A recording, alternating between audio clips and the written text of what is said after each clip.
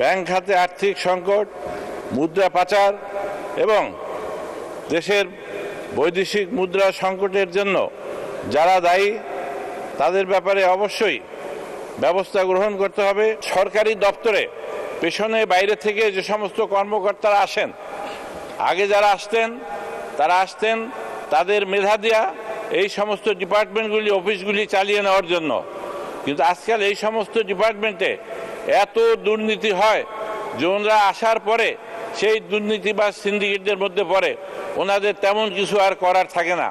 কাজেই আমার একটা প্রস্তাব থাকবে যে পেছনে যে সমস্ত কর্মকর্তারা যে সমস্ত ডিপার্টমেন্টে যাবেন, অন্তত 2 জন কর্মকর্তা সেখানে যাবেন, যাতে অফিসের ভিতরে যে দুর্নীতিগুলি হয় প্রধানজন না জানলেও দ্বিতীয় জনের মাধ্যমে অফিসের সমস্ত খবরাখবর তারা পাবেন। রাস্তায় যে সমস্ত ভোগান্তি আছে, আমি গত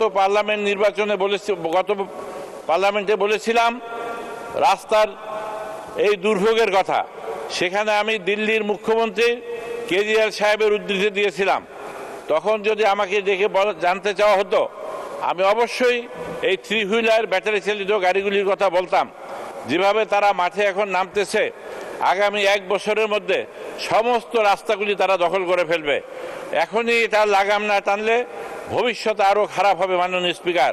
তাই আপনার মাধ্যমে দায়িত্বপ্রাপ্ত কর্মকর্তাদের আমি বলবো এবং বলতে চাই, অতি জরুরি ভিত্তিতে এই ব্যাপারে ব্যবস্থা গ্রহণ করবেন। আমরা দেখি যোগাযোগ মাধ্যমে ফেসবুকে যে টিকটক আর একটা নতুন আরম্ভ হয়েছে, এখানে নানান ধরনের অশ্লীল অঙ্গভঙ্গি, নানান ধরনের নাটক এখানে তৈরি করা হয়, যা সমাজে বিশৃঙ্খলা এবং উচ্ছৃঙ্খলা সৃষ্টিতে সহায়ক।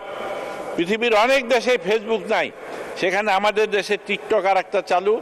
এইটার ব্যাপারে সরকারকে সিদ্ধান্ত নিতে হবে।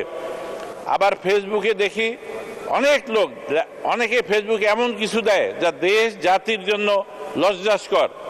আমি মাননীয় তথ্যমন্ত্রী মহোদয়ের দৃষ্টি আকর্ষণ করে বলবো, উনি যেন ফেসবুকে যেগুলি আসে, যেগুলি আমাদের রাষ্ট্রের সম্মানহানি করে, আমাদের বাঙালি জাতি হিসেবে আমাদের সম্মানহানিকর, এই সমস্ত ব্যাপার এদেরকে ডেকে নিয়ে আইনের লোক দ্বারা যাতে তাদেরকে বুঝিয়ে দেওয়া হয়, অন্তত প্রাথমিক অবস্থায় যেগুলি করলে দেশের ক্ষতি, দেশের সম্মানহানি, দেশের জনগণের হানি, সরকারের হানি, এই ব্যাপারটার দিকে যেন তারা লক্ষ্য রাখেন।